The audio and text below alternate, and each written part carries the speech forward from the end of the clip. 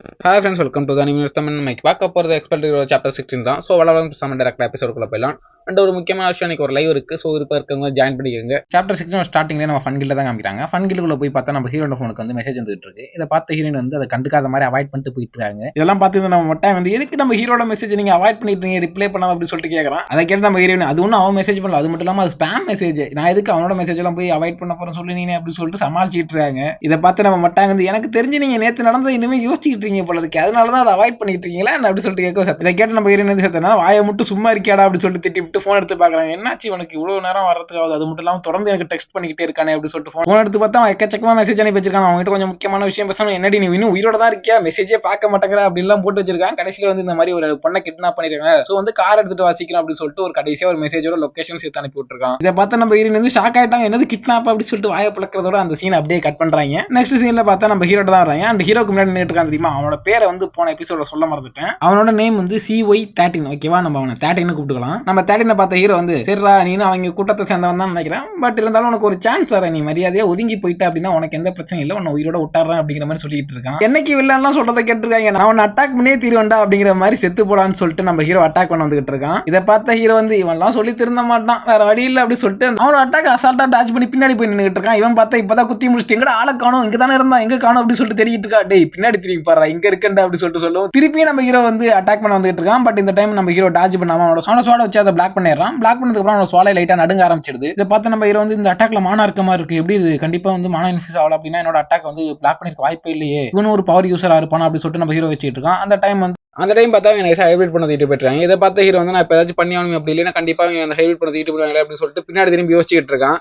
இதை பார்த்த 13 வந்து என்ன தம்பி சண்டையில வேடிக்கை பார்த்துக்கிட்டு இருக்கு, அப்பெல்லாம் வேடிக்கை பார்க்க கூடாது அப்படின்னு சொல்லிட்டு திருப்பி அட்டாக் பண்ண வரான்.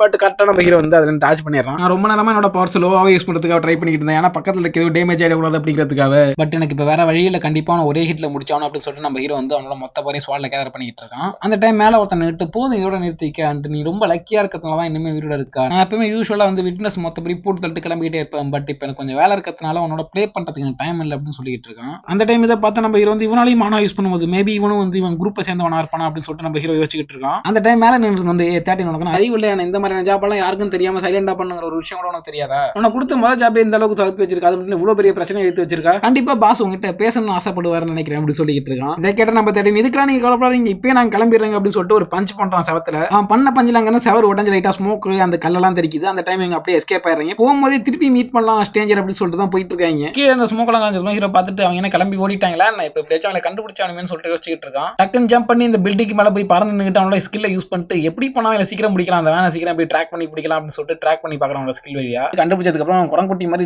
பில்டிங் தாவி போயிட்டு இருக்கான். அந்த டைம் நம்ம ஹீரோக்கு ஒரு கால் வருது. கால்ல யாருன்னு பார்த்தா நம்ம ஹீரோ எடுத்து பேசலாம், என்ன நான் சொன்ன அட்ரஸ்க்கு போயிட்டு அனுப்பிவிட்ட அட்ரஸ்க்கு அப்படின்னு சொல்லிட்டு நம்ம ஹீரோ கேட்கும். நான் இப்போ டாக்ஸில தான் இருக்கேன், பட் அதுக்கு முன்னாடி யாரை கிட்னாப் பண்ணாங்கன்னு சொல்லு, யார் அது அப்படின்னு சொல்லிட்டு அது ஒரு ஹைபிரிட் பொண்ணு, அதான் முன்னாடியே சொன்னால அப்படின்னு சொல்லிட்டு இருக்கான். இதை கேட்ட ஹீரோ வந்து என்ன ஹைபிரிட் அப்படின்னு சொல்லிட்டு கேட்கறா. ஆமா அது ஒரு ஹைபிரிட் தான், நான் இப்போ அவங்களை ஃபாலோ பண்ணிட்டு தான் போயிட்டு இருக்கேன், சோ நீ வந்து போலீஸ் கால் பண்ண, நான் அவங்களை கண்டுபிடிச்சதுக்கு அப்புறம் திருப்பி வரேன் அப்படின்னு சொல்லிட்டு நம்ம ஹீரோ சொல்லிட்டு இருக்கான். இதை கேட்ட ஹீரோ வந்து சரி பார்த்து கேர்ஃபுல்லா போயிட்டு வா அப்படின்னு சொல்லிட்டு போனை கட் பண்ணிட்டு வைக்கிட்டா. கொஞ்ச நாளாவே இந்த மாதிரி நிறைய விஷயம் நடந்துகிட்டு இருக்கு, அதர் ஸ்பீசிஸ் வந்து கிட்னாப் பண்றாங்க, நிறைய பேர் வந்து ஸ்பீசிஸ்ல எல்லாம் ஹேட் பண்ணிக்கிட்டு இருக்காங்க, விருத்துக்கிட்டு இருக்காங்க. அண்ட் அதர் ஸ்பீசிஸ் கிரைம் எல்லாம் வந்து இப்போ அதிகமாயிட்டு இருக்கு, இப்போ இதுக்கு என்ன பண்றதுனே தெரியல அப்படின்னு சொல்லிட்டு நம்ம ஹீரோ யோசிச்சுட்டு இருக்கா. அதோட இந்த சீன் அப்படியே கட் பண்ணிட்டு நெக்ஸ்ட் சீனுக்கு வராங்க. இங்க பார்த்தா நம்ம ஹீரோ தான் ஒரு வழியா இடத்த கண்டுபிடிச்சு வந்துட்டான். இங்க எதையும் கண்டுபிடிச்ச மாதிரி தெரியல அப்படின்னு சொல்லிட்டு பார்த்தா முன்னாடி ஒரு வேன் நிக்குது. இதை பார்த்த ஹீரோ வந்து இதுக்கு முன்னாடி பார்த்த வேன் மாதிரியே இருக்கே அப்படின்னு சொல்லிட்டு கண்டுபிடிச்சிடறான். வேனுக்குள்ள பார்த்தா கடத்திட்டு போனால ஒருத்தன் நிம்மதியா பார்த்துக்கிட்டு இருக்கான். அந்த டைம் ஏதோ சத்தம் கேட்குது, யாரா இந்த டைத்துல சத்தம் போட்டுக்கிறது அப்படின்னு சொல்லிட்டு திரும்பி பார்த்தா நம்ம ஹீரோ தான் உட்காந்து கதவை தட்டிக்கிட்டு இருக்கான். ஹீரோவை பார்த்த வந்து டே நீ எப்படி எங்களை கண்டுபிடிச்சு அப்படின்னு சொல்லிட்டு கடுப்பாயிட்டு போன் எடுத்து எப்படியாச்சும் இன்ஃபார்ம் பண்ணணும்னு சொல்லிட்டு ட்ரை பண்ணிட்டு இருக்கான். இதை பார்த்து கடுப்பான நம்ம ஹீரோ வந்து ஜன்னல் உடைச்சு கையை உள்ள விட்டு போனை புடிங்கி உடச்சு போட்டுறான். ஏன்டா நான் கதவை தட்டினது கேட்டுச்சுன்னா சத்தம், அப்புறம் எதுக்கு வெளில வராம உள்ளே உட்காந்துக்கிட்டு இருந்தா, பொறுமையா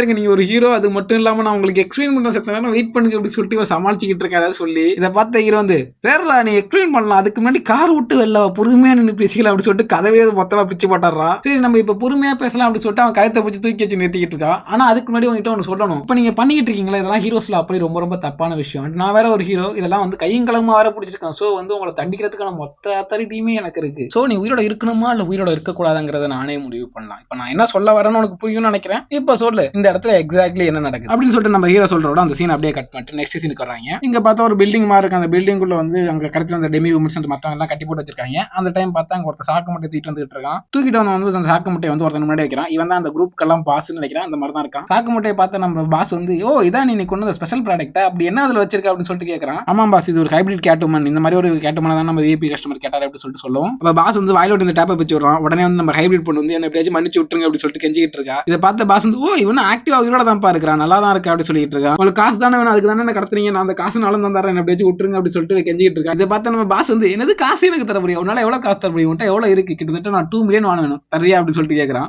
இவ்வளவு காசா, கிட்டத்தட்ட 2 மில்லியன் வேணும், சரி ஓகே நான் பார்ட் டைம் ஜாப் எல்லாம் பார்ப்பேன் வீக்கெண்ட்ல, சோ அதுல சேர்த்து வச்சு இந்த காசெல்லாம் இருக்கு, அவ்வளவு இருக்கு அப்படின்னு சொல்றா. இதை கேட்ட வந்து, ஓ இது ரொம்ப ஹார்ட் ஒர்க் பண்ணி ஏர்ன் பண்ண மணியா இருக்கும் போல இருக்கு. இதை சொல்றது எனக்கு ரொம்ப கடுப்பா தான் இருக்கு. பட் எனக்கு வரப்போற மணிக்கு முன்னாடி வெறும் சேர்த்து பாக்கெட் பண்ணி தான் தெரியுமா, கிட்டத்தட்ட 900 மில்லியன் எனக்கு வரப்போகுது, அதுக்காக தான் உன்னை செல்லே பண்ண போறேன். பட் இதெல்லாம் பார்க்கும்போது வந்து உனக்காக இங்க ஏதோ எக்ஸ்பெரிமெண்ட் ரெடி பண்ணி வச்சிருக்க மாதிரியே இருக்கு. பட் நீ ரொம்ப எல்லாம் கவலைப்படாத, நான் இதுக்கு முன்னாடி வித் ஹைபிரிட் உனக்கு ஸ்பெஷல் ட்ரீட்மெண்ட்டே தரேன். கண்டிப்பா அது வந்து ஒரு ஸ்டார்டர் ஹவுஸ் அனுப்புறத பெட்டரா தான் இருக்கும்னு நினைக்கிறேன். ஸ்டார்டர் ஹவுஸ் அப்படிங்கிறது இந்த கறிக்கடை எல்லாம் சொல்லுவாங்கல்ல, அந்த மாதிரி ஒரு இடம். இதை கேட்ட ஹைபிரிட் பொண்ணு வந்து யாராச்சும் எனக்கு வந்து காப்பாத்துங்க அப்படின்னு சொல்லிட்டு யோசிச்சுட்டு இருக்கா. அதோட இந்த சாப்டர் முடிக்கிறாங்க. அண்ட் அதுக்கப்புறம் ஒரு முக்கியமான விஷயம், ஒரு 2-3 நாளா வீடியோ இல்ல. அதுக்கான ரீசன் என்னன்னு கேட்டீங்கன்னா, ஏமால தான் தப்பு. நான் தான் லைட்டா அழுப்பு பிடிச்சி உட்காந்துட்டேன். எனக்கு வீடியோ எடிட் பண்றதுக்கு லைட்டா கடுப்பா இருந்துச்சு. கிட்டத்தட்ட இப்போ போற வீடியோக்கு வியூஸும் போக மாட்டேங்குது, அந்த கமெண்டும் பெருசா வரல. ஸோ லைட்டா எதுக்குடா வீடியோ எடிட் பண்ணணுமா அப்படின்னு யோசிக்க வைக்குது. கிட்டத்தட்ட 4 மணி நேரத்துக்கிட்ட டைம் செலவு பண்ணி கொஞ்சம் கஷ்டப்பட்டு எடிட் பண்ணி போடுறப்ப அதுக்கான ரெஸ்பான்ஸ் எதுவும் வரலங்கிறப்ப லைட்டா கஷ்டமா இருக்கு, வீடியோ எடிட் பண்ணி போடணுமா அப்படின்னு சொல்லிட்டு. அதனால ஒரு 3 நாளா எடிட் பண்றதுக்கு லைட்டா கடுப்பா இருந்துச்சு. அப்படியே சரி அப்புறம் எடிட் பண்ணுப்போம், அப்புறம் எடிட் பண்ணி உட்காந்துட்டேன். சரி இனிமே வீடியோ போடாம உட்காந்து வேலைக்காகன்னு சொல்லிட்டு தான் இன்னைக்கு வீடியோ ரெடி பண்ணியிருக்கேன். இனிமே மேக்ஸிமம் வந்து கன்வின்ஸ் வீடியோ நீங்க ஒன்றும் கவலைப்பட வேண்டாம். அண்ட் வந்து நெக்ஸ்ட் வீடியோல பார்க்குற வரைக்கும் டாட்டா பை பை.